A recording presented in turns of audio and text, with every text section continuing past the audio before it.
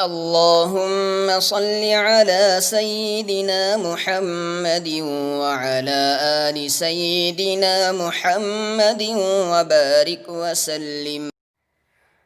أعوذ بالله من الشيطان الرجيم. بسم الله الرحمن الرحيم. فانطلقا حتى إذا ركبا في السفينة خرقها قال أخرقتها لتغرق أهلها لقد جئت شيئا إمرا. قال ألم أقل إنك لن تستطيع معي صبرا. قال لا تؤاخذني بما نسيت ولا ترهقني من أمري عسرا. فانطلقا حتى إذا لقيا غلاما فقتله قال أقتلت نفسا زكية بغير نفس لقد جئت شيئا نكرا. قال ألم أقل لك إنك لن تستطيع معي صبرا. قال إن سألتك عن شيء بعدها فلا تصاحبني قد بلغت من لدني عذرا.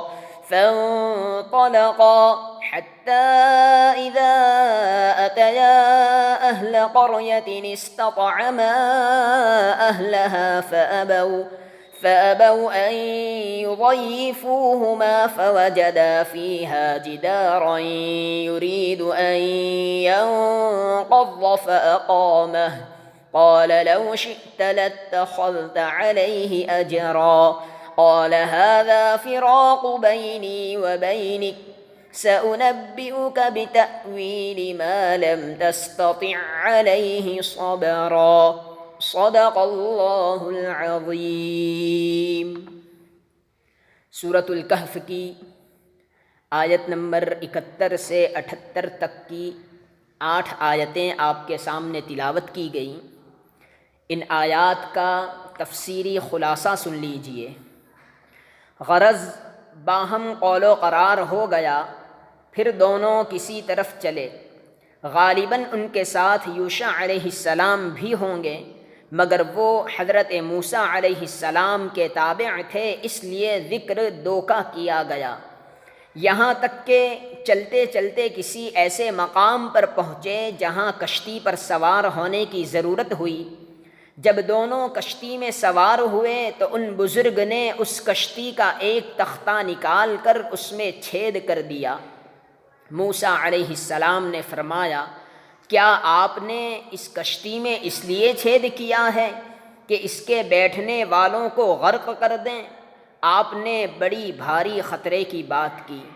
ان بزرگ نے کہا، کیا میں نے کہا نہیں تھا کہ آپ سے میرے ساتھ صبر نہ ہو سکے گا؟ آخر وہی ہوا، آپ اپنے قول پر نہ رہے۔ موسیٰ علیہ السلام نے فرمایا کہ میں بھول گیا تھا، آپ میری بھول چوک پر گرفت نہ کیجیے اور میرے اس معاملہ متابعت میں مجھ پر زیادہ تنگی نہ ڈالیں کہ بھول چوک بھی معاف نہ ہو۔ بات گئی گزری ہو گئی، پھر دونوں کشتی سے اتر کر آگے چلے، یہاں تک کہ جب ایک کمسن لڑکے سے ملے تو ان بزرگ نے اس کو مار ڈالا۔ موسیٰ علیہ السلام گھبرا کر کہنے لگے، آپ نے ایک بے گناہ جان کو ہلاک کر دیا اور وہ بھی بغیر بدلے کسی جان کے۔ بے شک آپ نے بڑی بیجا حرکت کی کہ اول تو یہ نابالغ کا قتل ہے جس کو قصاص میں بھی قتل کرنا جائز نہیں، پھر اس نے تو کسی کو قتل بھی نہیں کیا۔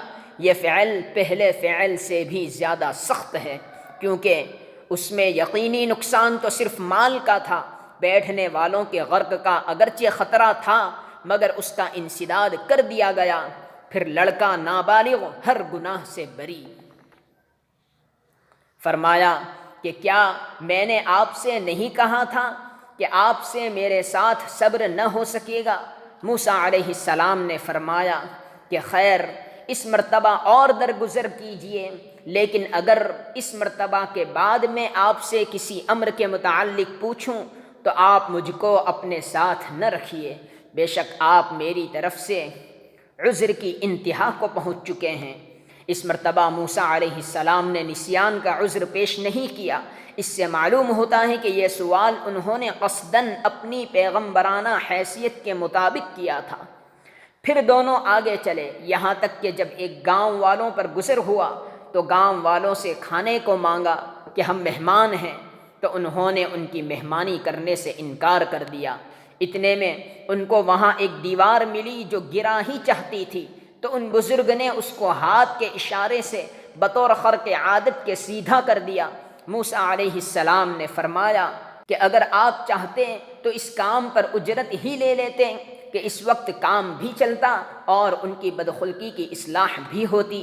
ان بزرگ نے کہا، یہ وقت ہماری اور آپ کی علیحدگی کا ہے، جیسا کہ آپ نے خود شرط کی تھی۔ اب میں ان چیزوں کی حقیقت بتلائے دیتا ہوں جس پر آپ سے صبر نہ ہو سکا، جیسا کہ آئندہ آیات میں اس کا بیان آتا ہے۔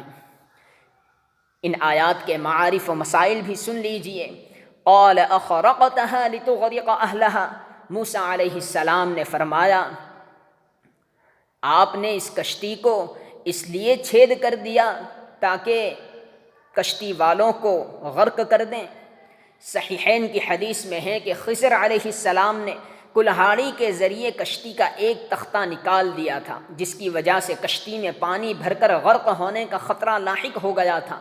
اس لیے حضرت موسیٰ علیہ السلام نے اس پر اعتراض کیا، مگر تاریخی روایات میں ہے کہ پانی اس کشتی میں داخل نہیں ہوا، خواہ اس لیے کہ خضر علیہ السلام نے ہی پھر اس کی کچھ مرمت کر دی، جیسے بغوی نے ایک روایت نقل کی ہے کہ اس تختے کی جگہ خضر علیہ السلام نے ایک شیشہ لگا دیا تھا، یا بطور معجزہ پانی کشتی میں نہ آیا۔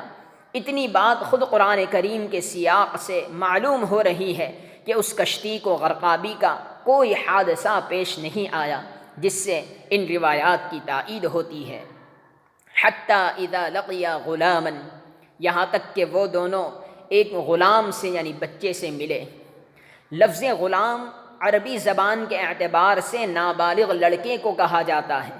یہ لڑکا جس کو خضر علیہ السلام نے قتل کیا، اس کے متعلق حضرت ابن عباس رضی اللہ عنہما اور اکثر مفسرین نے یہی کہا ہے کہ وہ نابالغ تھا، اور آگے جو اس کے متعلق آیا نفساً زکیہ، اس سے بھی اس کے نابالغ ہونے کی تائید ہوتی ہے، کیونکہ زکیہ کے معنی ہیں گناہوں سے پاک، اور یہ صفت یا پیغمبر کی ہو سکتی ہے یا نابالغ بچے کی، جس کے افعال و اعمال پر مؤاخذہ نہیں، اس کے نامہ اعمال میں کوئی گناہ نہیں لکھا جاتا۔ اہل قریہ، یہ بستی جس میں حضرت موسیٰ اور خضر علیہ السلام کا گزر ہوا اور اس کے لوگوں نے ان کی مہمانی سے انکار کیا۔ حضرت ابن عباس رضی اللہ عنہما کی روایت میں انطاکیہ اور ابن سیرین کی روایت میں ایکا تھی، اور حضرت ابو ہریرہ رضی اللہ عنہ سے منقول ہے کہ وہ اندلس کی کوئی بستی تھی۔ سبحان اللہ و بحمدہ سبحان اللہ العظیم۔